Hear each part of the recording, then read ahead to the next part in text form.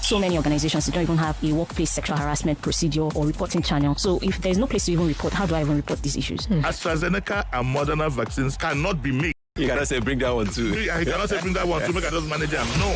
99.3 Nigeria Info. Talk that matters to you. When you marry, you don't cheat. The most common drug that damages the liver is paracetamol, what we call acetaminophen. People think that paracetamol is just paracetamol. I can take paracetamol. No. Do you know I've been monitoring elections since 1999? Rigging of elections takes place not at the polling unit, but at the collation center. 99.3 Nigeria Info. Let's talk.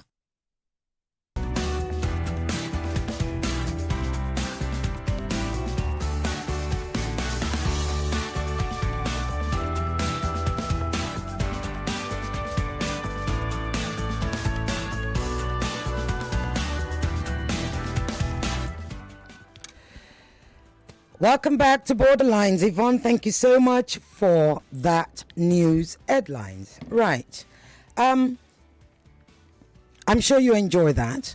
So if you want, we can still talk about that, because this is the free hour that I mentioned during Danfor Conversations. I said it's going to be a conversation between me and the rest of you. Okay? The telephone number is 0700 993 993 993. And the female only line is 0201 465 7190. WhatsApp is 0809 597 5805. This week, I think, the date escapes my mind, but this week was the 76th. Why are you guys calling? You're still calling. I haven't finished. Allow me to open up and then you will call. Right. This week was the 76 years anniversary of the Nakba. The Nakba, which means catastrophe, Nakba in Arabic meaning catastrophe in English, was the moment, the experience that happened to the Palestinians in 1948 after the state of Israel was created. Okay? Prior to that, there was something called the Balfour Declaration some 30 years or so ago, 1917, before the declaration, or should I say the creation of the State of Israel. There was a gentleman, Lord Balfour. He was British. I think he was British Foreign Secretary. He, in 1917, decided to write this letter to his friend, Lord Rothschild. And I'm going to read it for you. This letter is dated November 2nd, 1917. It is also called the letter that changed the lives of a people. The letter that changed everything the Palestinians know to be real, what they knew as a multicultural society, what they knew as an economically buoyant society. They had films, they had theater, they had libraries, they had literature, they had food, they had the society just like the rest of us. They traded with neighboring countries. Yes, the Palestinians had a burgeoning, real and actual society. They had Christians, they had Muslims, they had Jews. They ate with each other. They celebrated with each other. They actually have the same overall culture, even though different religion. However, you know what those British people did? As they did to Nigeria and many other countries, here's what they did to the land of Palestine. Lord Rothschild writes on November 2nd, 1917. Balfour. He writes, "Dear Lord Rothschild, I have much pleasure in conveying to you on behalf of His Majesty's government the following declaration of sympathy with Jewish Zionist aspirations, which has been submitted to and approved by the Cabinet. His Majesty's government view with favour establishment in Palestine of a national home for the Jewish people, and will use their best endeavours to facilitate the achievement of this object, it being clearly understood that nothing shall be done which may prejudice the civil and religious rights of existing non-Jewish communities in Palestine, or in the rights and political status enjoyed by Jews in any other country. I should be grateful if you would bring this declaration to the knowledge of the Zionist Zionist Federation. That's the original letter that was read, that was written to Lord Balfour, to Rothschild. Sorry, what is going on in this station? I'm totally distracted. Can we go on mute, please? I don't understand what is going on in this station, in this studio right now. Okay, that was the original letter, from Balfour to Lord Rothschild. So Lord Balfour wrote to Lord Rothschild. Lord Rothschild, if you know the Rothschild, they're still one of the richest families in the UK. All right, Lord Rothschild was part of the Zionist movement. They were campaigning for a state of Israel. What you also must know, and I'm going to invite you to come, because look, we've been talking about this now for 7 months. We've had historians, Jewish historians, Palestinian historians. We've had all sorts of people come and join us. We've had thinkers and opinion shapers and sheep shapers. We've had theologians, etc., come and join us. So I'm going to expect you to call in and contribute and have a conversation with me based on the facts and knowledge that you've gained. But let me go back. So prior to that, all right, prior to that declaration, what had been happening was that Europe, yes, Europeans, not Palestinians, not Arabs, Europeans were the original anti-Semites.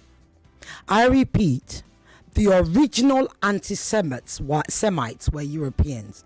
They were the ones that were expelling Jews from their land. Most of you often call out and say, where were Jews before Israel was created? Where were Jewish people? Well, Jewish people were living all over.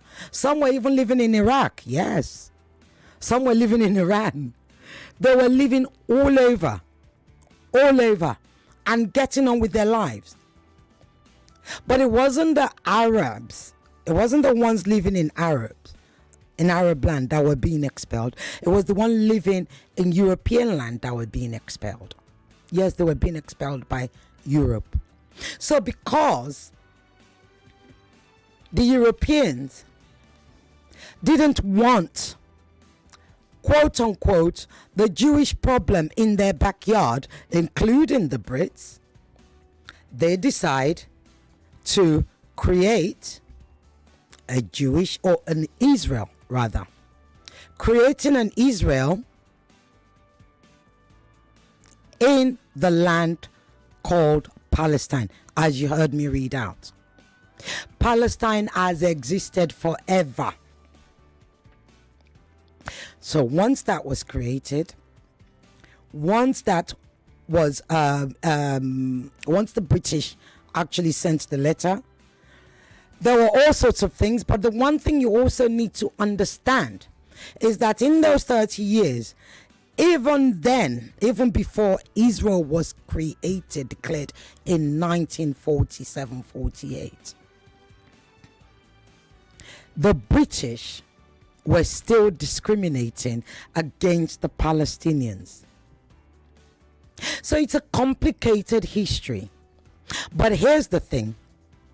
You hear the number 700,000. You hear 700,000 Palestinians were expelled from their land. I'm telling you, of course, I'm not lying to you. Some Israelis will say to you, well, no, they were not expelled. They left. Well, hang on a minute. If everybody's killing all the people around you, what are you supposed to do? So they took refuge. They ran to, some of them ran, most of them were expelled, because it is expulsion. Violence, when you bring violence to my door and I am forced to leave, it is a form of expulsion. Right? So Rafah, all those places, Jerusalem, so many cities were taken down. And so a large majority of Palestinians became refugees. In actual fact, that 700,000 number has since been revised by Palestinian historians, yes, scholars. It actually is more than 1 million. The 700,000 is what we know, but it is more than 1 million that were literally forced, violently forced from their land. And you must remember,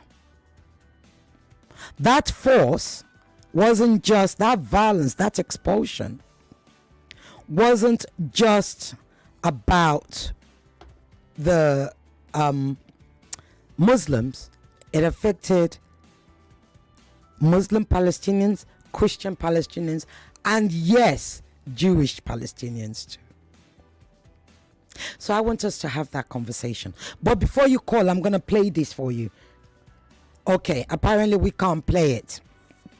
So, if we're able to play it, I will come back and I will play it. It's an important voice note that I wanted you to hear. So you can call me now on 0700 993 993 993 0201 465 7190.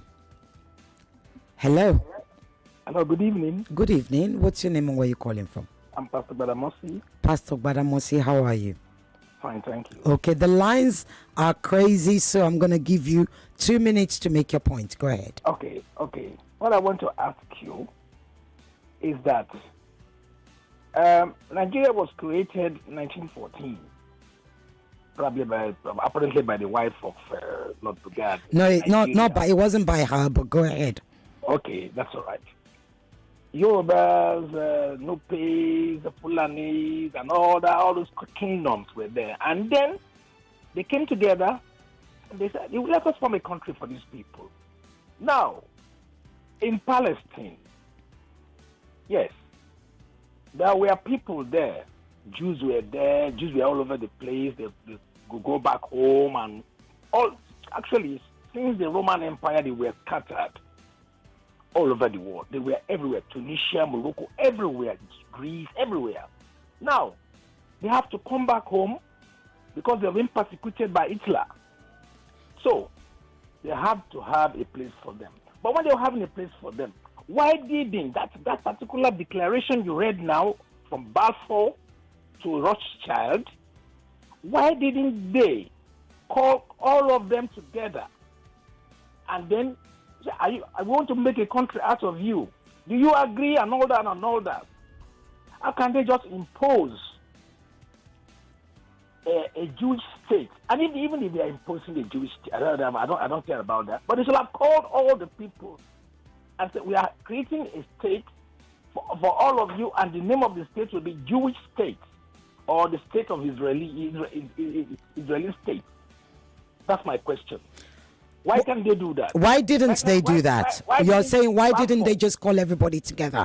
Well, clearly, as I said to you earlier, the discrimination was already going on. So as of the time when the vote was taken, to create Israel by the League of Nations, after the British had left the land, Palestinians were not even invited.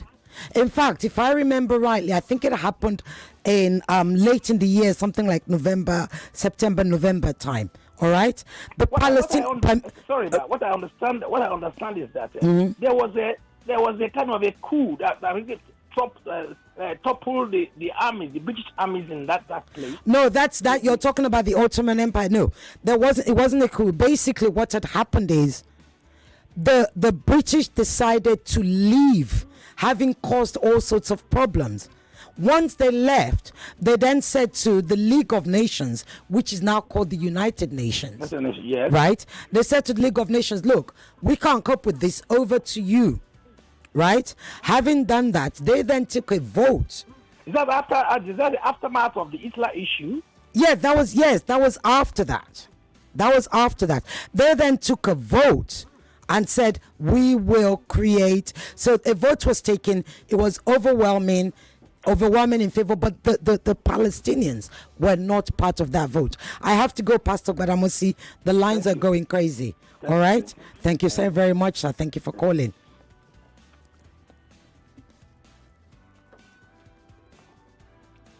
Hello? Okay. Hello? Oh, I never know who that person is, but you must stop calling. Hello? Yeah. Can you turn off your radio, please? Yeah, I've done that. Okay, go ahead. Yeah, there's something. What is your name? What is your name, please? What is your name, please? Maxwell from the Judo. Okay, go ahead, Maxwell. Yeah, there's something I want to remind us. I want to make my own argument, taking reference to the Bible. I think you must have heard about Samson and Delilah. Yes. Delilah is from the Philistines. And Samson was a Jewish boy. Mm-hmm. The Samson come from Poland or UK or Germany to come and have a relationship with Delilah in Philistine. There weren't such countries didn't exist at the time. Can we go back to the point? So the point I'm saying is that the Jewish people were there, those who are doing history. I don't know what they are talking about. I know that these people... The Jewish people were where?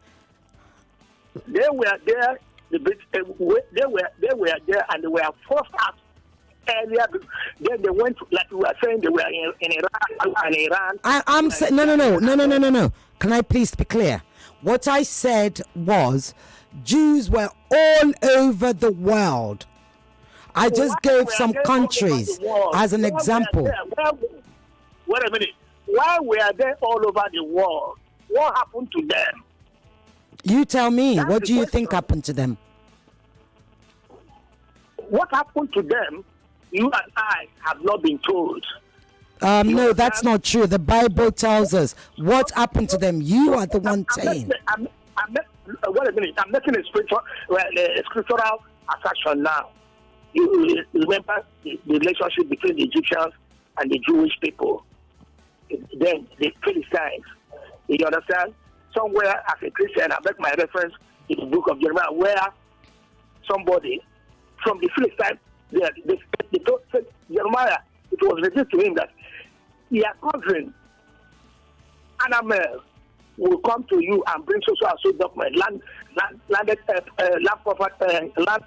document for you to buy, thinking that maybe he will extort money from you and all that. That he did.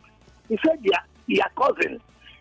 The problem, let me tell you, the problem is the Western world is causing this problem between the Palestinians and the Jewish people. They are brothers and sisters. Yes, they are. They're children of Abraham. Thank you very much. The lines, I have to cut you off there. Yes.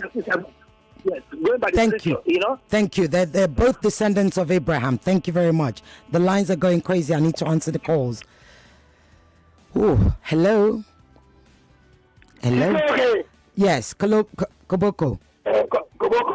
What caused the discrimination between Israel and the Palestinians was when they did conquer Jerusalem.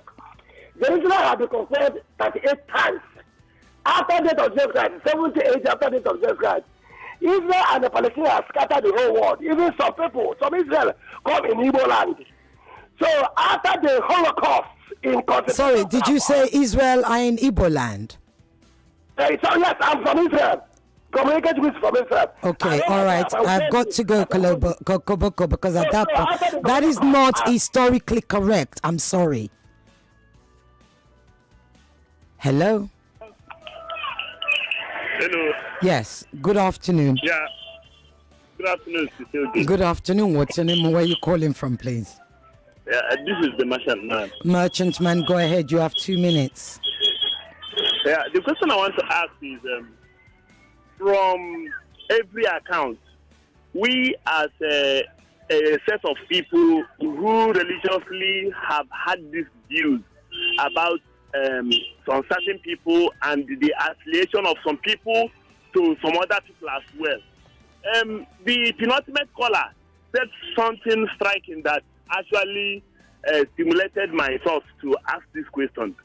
When we talk of theology and we want to make reference to the holy book we call the Bible, is it really valid to be used in making some historical assertions or references in a case like this? Because what I'm getting this afternoon puts me on an edge to begin to think that some books may not be referenced in a very critical time like this. Thank you very much. You know, my question is based on that penultimate scholar. So I want you to get more light to the question here. What you're saying is, should we be referencing Bible at a time like this, right?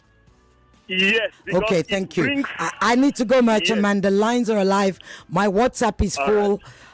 And I can't. I need to catch up. Okay, let me read from WhatsApp. Can you please write that question time, and I'll come back, Merchant Man, and I'll answer you in a moment. What have we got here? I can't see the message. What is going on? I can't see the message.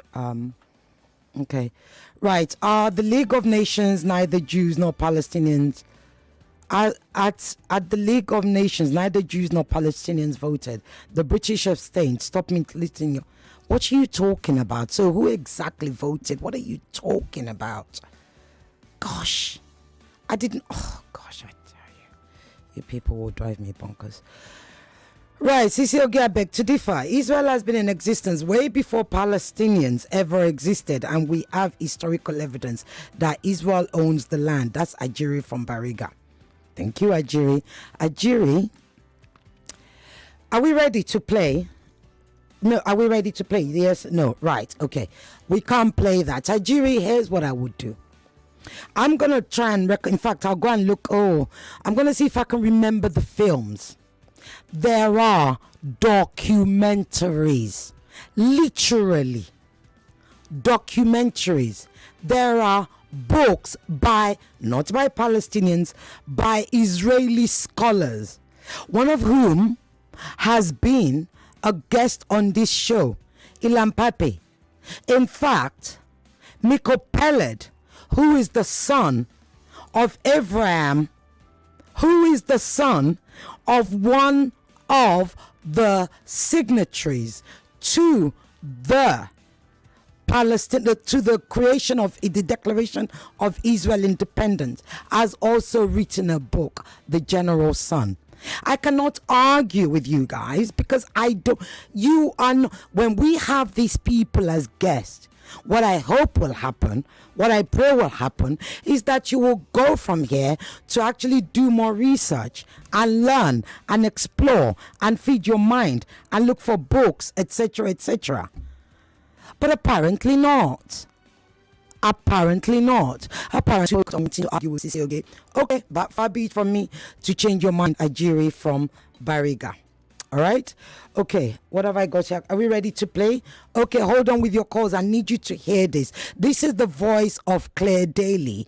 In the background, you will see that she is responding to Ursula Van Dyson, I think her name is. So Clare Daly is an Irish MEP, member of European Parliament. That's what MEP means. And Ursula is the current head of the EU. Okay? Please listen carefully. Go ahead. 2 weeks ago, the European Union's embassy in Israel released a video by the President of the European Commission, Ursula von der Leyen, to commemorate the foundation of the Israeli state. Nearly every single thing she said in it was a lie. It's time those lies were called out directly. 75 years ago, a dream was realized with Israel's Independence Day. Between 1947 and 1949, 3/4 of all Palestinians living in historic Palestine were systematically uprooted and violently expelled from their homes and villages by Zionist militias. Over 4 million acres of land were stolen, 400 towns destroyed, hundreds of Palestinians massacred during the events that led to the creation of the Israeli state. This may have been the realization of a dream for Zionists, but for Palestinians, it was the beginning of a nightmare that has continued for over 70 years. The invasion and destruction of their homeland and their transformation into a colonized people. These events are known to them not as Israeli independence, but as the Nakba, the catastrophe. Describing the Nakba as a dream is a provocation, a deliberate and cruel insult to millions of Palestinians all over the world. It is unacceptable and must be condemned. After the greatest tragedy in human history, the Jewish people could finally build a home in the Promised Land. A German politician describing the Holocaust as a tragedy is Holocaust revisionism. It's a denial of responsibility for carrying out that crime. A tragedy is a terrible but unavoidable event for which no one is really responsible. The Holocaust, however, was the most ambitious act of deliberate mass murder in history, the extermination of most of Europe's Jews by Nazi Germany. That's not a tragedy, it's a genocide, a crime against humanity. German politicians are the leading Zionists in Europe today. From right to left, Germany's political class back Israel through thick and thin. In return, the Israeli state is expected to help the German establishment to leave its Holocaust guilt in the past. But the Holocaust can't be shrugged off like this, and Israel's crimes against Palestinians cannot and will not be ignored. 75 years of dynamism, ingenuity, and groundbreaking innovations. You have literally made the desert bloom. Israel did not make the desert bloom. The very phrase "make the desert bloom" is an infamous Zionist lie, which denies the prior existence of Palestinians in their own homeland. It's so brazen in its revision of history that it's the equivalent to proposing that the earth is flat. And to hear a notorious propaganda lie like this come out of the mouth of the President of the European Commission is beyond disgraceful. Palestine before the occupation wasn't empty. It wasn't a land without a people for a people without a land. It was continuously inhabited for millennia by diverse peoples and communities, including Muslims, Christians and Jews. It has a rich, proud history, culture and traditions. The region was blooming long before the Zionist occupation, and it still blooms despite it. Europe and Israel are bound to be friends and allies. Your freedom is our freedom. Seriously? Israel's freedom is Europe's freedom? Where does that leave Palestine? The calculated insensitivity to Palestinian experiences in this address is quite blatant. The message von der Leyen wants to convey is, if you're Palestinian, the European Union doesn't care about you. Well, let's be very clear about this. That's another lie. Many, many people in the European Union do care about you. Many of us want nothing to do with a disgraceful apartheid regime. Ursula von der Leyen doesn't speak for us, and she's no right to say these things on behalf of the 447 million citizens of the EU. Today, we celebrate 75 years of vibrant democracy in the heart of the Middle East.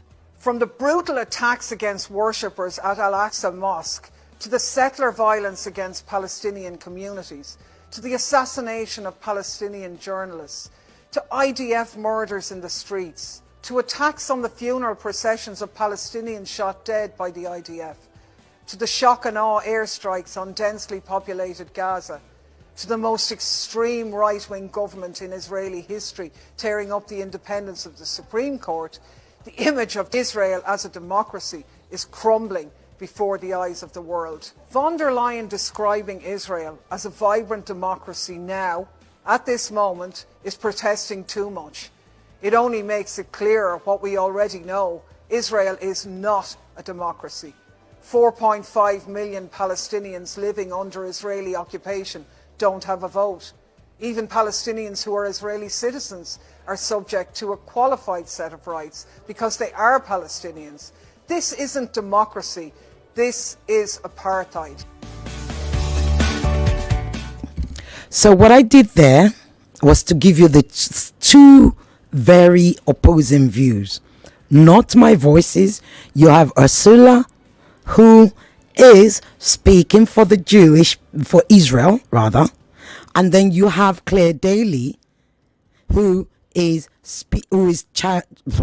challenging what Ursula said and speaking for the Palestinians. I wanted you to hear that. I had wanted to start the show with that, but unfortunately, technical issues prevented us from being able to do that. Again, so those of you who keep saying you seem to think that I'm saying Jews did not exist on that. They did. I have said so. There were at least 40, 50 Jewish communities all around in that land called Palestine. All right? And yes, I think it was Pastor Badamosi. They are both descendants of Abraham. So if you want to go to ancient Bible, sociological, you guys know I'm not religious, but I can respect that the Bible has and is a socio-political, sociological reference, if you like. Right? So I get that. So you've heard that. I'm going to come to your calls. I'm going to give you all 2 minutes each. We've got about 20 minutes, 25 minutes left, all right, of the show. This is exciting, and this is what I like. Let's have a debate, all right? And please, Koboko, do not call about whatever it was you called earlier. That is actually incorrect. Let's just be frank with that, all right? This is Nigeria. Igbo land is part of Nigeria. All right. Okay. Coming to your calls now. Hello. Yeah. Good evening, Sisioge. Good evening, sir. What's your name? Where are you calling from? Yeah, you have Emmanuel on the line, and I'm calling from. Okay, go ahead, Emmanuel. You have 2 minutes. Yeah, I want to first establish this before I make my comments. That there's this sheer hatred, between the Palestinians and the Israelis. I think the world leaders, especially the UN, which I think is irrelevant now. I want to say they should try as much as possible to fix it, but if they can, that is a different question entirely. The thing is, I'm an advocate for humanity. Mm-hmm. What Hamas did, yes, I condemn it. But what Israel is doing presently is, in fact, hilarious, animorious, any bad name I can give to it. Because you can't go there, keep people like chickens. In fact, you killed more than 100 staffs of UN, United Nations staff in Gaza. So I think it is totally condemnable. And it's unfortunate that the US and France, you see, these things has exposed them completely in terms of talking about Russia and Ukraine. Because now you don't have the moral justification of condemning Russia today, and then you want to stand with Israel, to be killing innocent people in Gaza. If you want to fight Hamas, yes, fight Hamas. And they are not sincere with all this fight of her, because one of the questions I want to ask any of these Israeli spokesperson or official is that, let's assume today that if Hamas decide to go on extinction, are you ready to give, to allow the Palestinians have their state, their military, their navy, their army, and their air force? And I know the obvious answer they are going to. I asked that question from Elon. I said, why don't you, if you want peace, Remember the guy that I had, my guest last week, I think it was, who was the spokesperson of the Israeli government, Elon Levy. I asked him two things. I said, if Israel wants peace and everything, why not make all Palestinians Israelis, right? And then you end up with a multicultural society. He didn't like that. Okay, why not give the Palestinians their freedom? He didn't agree to that either. So it's just arrogance, and let's give it the name. It's really big. It's appetite. Okay, thank you. So that is my point, and I hope reason will prevail, because the way they are going, I know it is not sustainable. Thank you very much. For anybody to be living in dream that it is sustainable, it's a big lie. Thank you. Thank you. God bless you. Hello. Hello? Yes, good evening. My name is Victor, calling from my school. Okay, Victor, go away from that noise so you can speak comfortably. You have 2 minutes. Okay. I think you are getting me right now. Yeah, I can hear you. But there's a lot of noise. Okay. There's a lot of noise where you are. Yes, but keep going. We'll try. Okay. What I want to... from the Bible, we used to hear about Israel. Not the same Israel that God promised that they will go for their promised land. Or another Israel that we are talking now. Because I'm confused for this. When is that promised land that God gives to them? Okay, thank you. Hello? Where is that promised land that God gave to them, I think is what you wanted to know. Okay. Hello. Hello. Yes, good evening. Hello. Good evening. Good evening, Ireti Bakare-Yusuf. How are you? I'm very well, thank you. How are you? I'm fine. What's your name and where you calling from, please? If you have to tell I'm calling from Norway. Go ahead, Titilokwe. Before I make my contribution, I want to call your attention to same border by beyond the border. That's South Africa. I thought you would have done South Africa by now. What do you mean by South Africa? What do you mean done South Africa? What do you mean? I mean, we have gone to Mali today. Let's go to South Africa. Oh, my brother, let me tell you. Look, let me just put it out there. If you people know, the amount of effort we put into finding guests, we are still trying to get the South African Minister of Justice, or one of the ministers of South Africa. Try to reach out to Jesus Malema. We are, my dear, we are trying. Trust me. When we say we are borderlines, my producer is here. If I bring her onto this call, she will tell you the heck she go. We were supposed to have a guest for this hour. The guest had to cancel. So trust me, we are trying. So let's go straight to your question or to your comments. Again, I would expect you bring again Linda Thomas Billfield. Oh, can we do it? No. We are working on it. Please, I need you to go to your comments. Okay. Thank you. Let me start from the assertion that Israel is a democracy.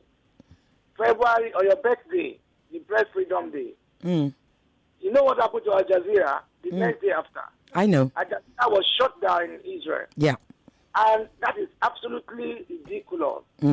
America law, amendment number 1 is press freedom. So are they going to tell me from the White House there that what Israel did on that day is in symbolism with democracy? That's not. So everybody knows what is going on. Everybody knows what is going on. Even though they have done, this subsisted for long, actually because of propaganda. There was no, if not for what Al Jazeera is doing and the social media these days, they would have gone, scot-free with a whole lot of mess they have done there. So my own point is this. I know that this is not going to last forever. Look at the kind of resistance they're even getting from America, even from UK, and even in Europe. You see, Antonio Guterres was the first to debunk that. He told you, the French the Israeli representative at the UN, that October 7th did not happen in a vacuum. And that is objectivity. Even though they push back, and what is going to happen eventually is that Palestine is going to get their state. I hope they are going to get it. Before the next 20 years, that is going to happen because this what has happened right now. I need you to wrap up. Okay. So the thing is that the Saudi Arabia themselves, they have failed. Saudi Arabia failed because of what America is doing to them. Okay. America boxed them to a corner in order for them not to even say the way they should talk. Okay. Look at what they did with Egypt. Is just Okay, I need you to wrap up. I need you to close, please. Okay. The lines are crazy. I have many WhatsApp messages. Thank you very much. Right, let me read your more WhatsApp messages. We're having fun here. What have we got here? Good evening, Sisioge.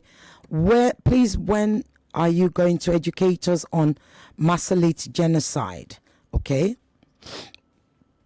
We will try. I promise you. Honestly, Borderlines, we really push. And you guys should know, right, that there's no other show, be it on TV or on radio, that's actually covering all the footprints across the world that we've done in just 7 months. And we will continue to do. So I promise you, if it needs to be discussed, we're already on it. We're sending email invites. My producer, Wemimo, honestly, and my executive producer, I have to say, Tatiana, wow, you have to give them thumbs up. Honestly, they constantly send emails, send invites, and we're literally just inviting. Sometimes we have to send an invite 10 times before we get one response. Yeah. But the good thing is, thanks to all of you, Borderlines is getting more and more international, and when I mean global traction. People are discussing what we're discussing, and it doesn't matter whether they don't like what I'm saying. It doesn't matter whether they don't like me. It doesn't even matter whether they don't like some of your questions. What matters is between us as the family, the Borderlines family, that includes all of you. We are going beyond borders, and we will keep doing that. Okay, so I hope that kills all those questions. I'm trying to read. What have I got here? Hi, Cicero Lagos. Look, if US and UK agree today that the war should end, you will see that everything will die the following day. These two countries believe most Arab-related nations are their enemies, and now that October 7th issue came up, that's why they're using this war as a signal to any terror-centric nation to beware of the consequences. That's Bayo from OPIC. Okay, Bayo, thank you very much. Cicero, if the Jews can't reference the Old Testament, then Islamic resistance movement Hamas shouldn't call the land of Israel Muslim land, referencing Quran. They don't. Hamas has never called the land of Palestine Muslim land. Actually, no, they haven't. It's all part of the Arab world. They're all in the Middle East, but they've never actually, if you know where they have, please send it here, right? Before the show is over. If present-day Palestine are related to the ancient Philistines, then they are of Greek origin and have no business in Israel. That's Henry from Yaba. Thank you, Henry.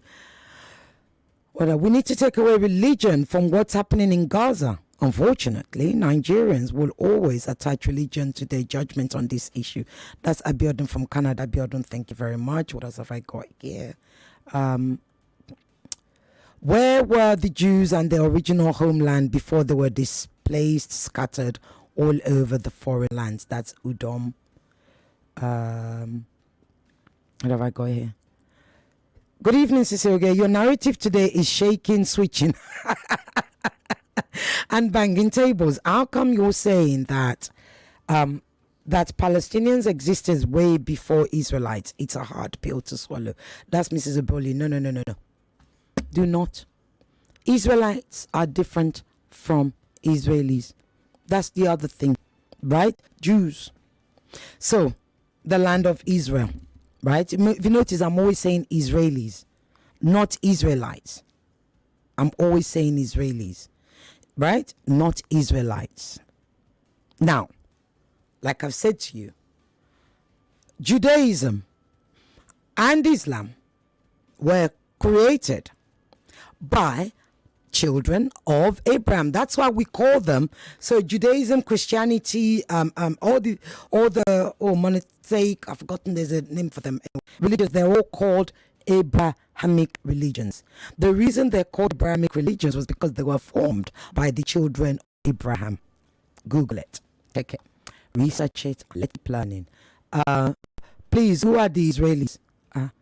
The Britons. So Jewish people who returned to Israel are Israelis. So you have Israeli American, like literally, you hear their accent. A whole lot of them do not speak that way. They all have different accents, right? So there was the right to return. It was called the right of return. Oh, we're having fun today. Where am I? I'm coming to your calls now. Hello. Turn off your radio, please. Yes. Good evening, sister. Good evening, sir. What's your name? Where are you calling from? Yes, Bayo on the line. Go ahead, Bayo. Honestly speaking, I think I enjoy your topic today, sincerely. Oh, thank you. Honestly speaking, I enjoy it. I think it's kind of liberal for me, and it's quite a kind of open mic, if I may use one of your words. Yes, you may. Because without any altar of sentiment, truth be told, lives are being lost here, and they have historical background and antecedents to this.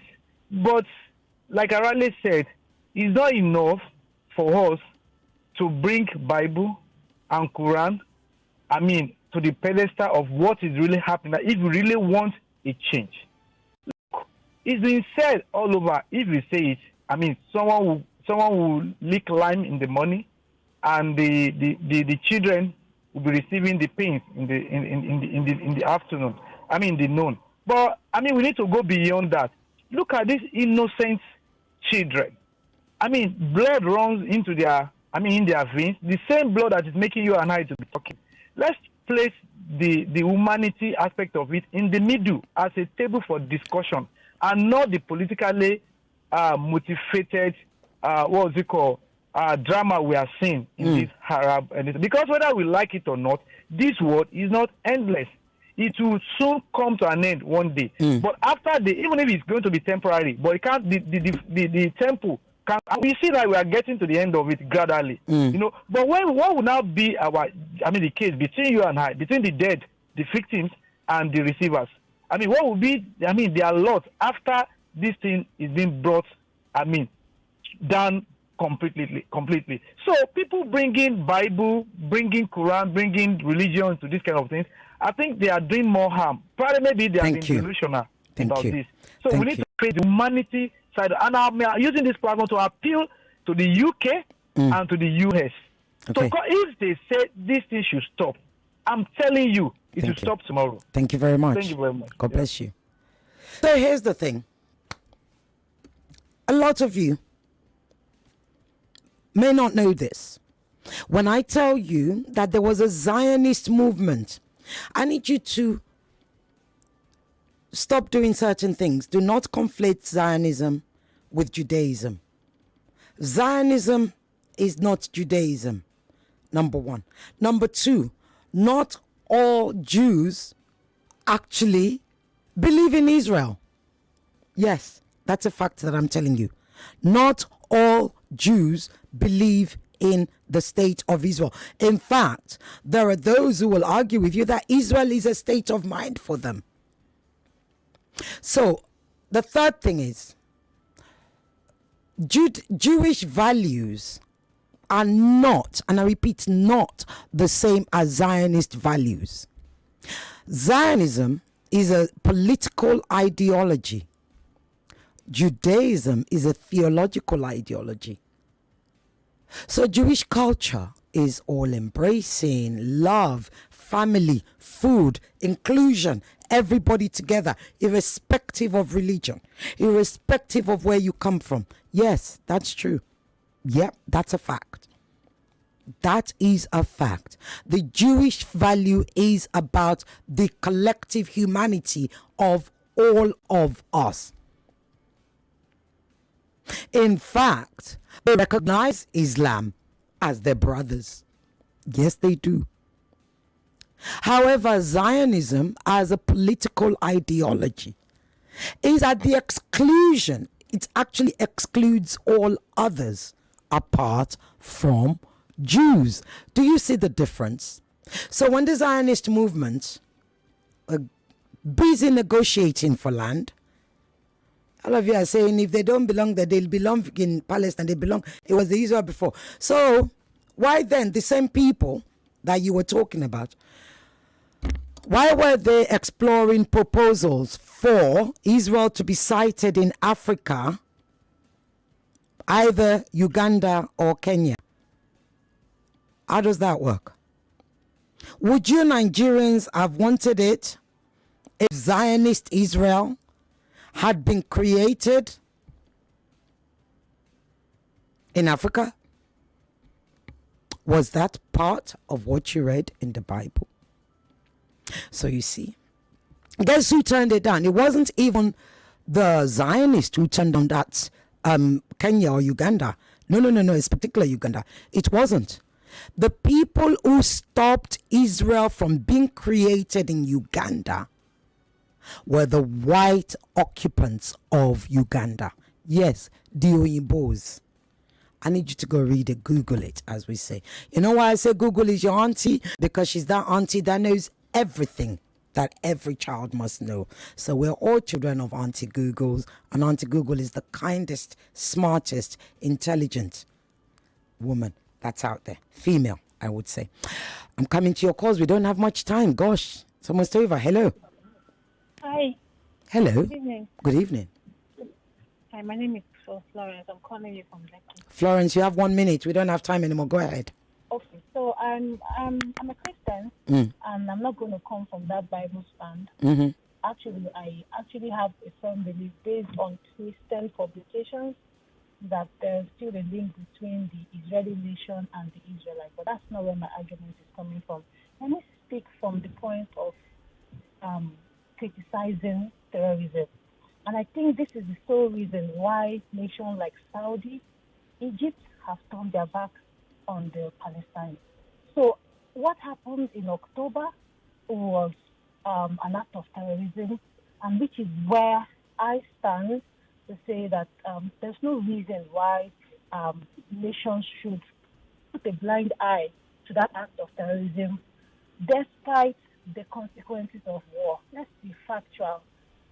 An act of terrorism triggered the war, and these are the consequences of war. Like you rightly said, innocent people, which shouldn't have happened, like children, women, even UN workers have all been victims of war. But the point still remains that there is an act of terrorism that we need to collectively speak against. Nigerians are suffering as a result of this singular act of terrorism from different parts of Nigeria, and I need you to wrap up, please. You're bringing Nigeria into what Nigeria isn't into. I tried to avoid that. Speaking about terrorism. Yeah, but let's stick with the let's stick with the terrorism within the region that we're talking about, please. My argument is coming from Ireti. Is that what?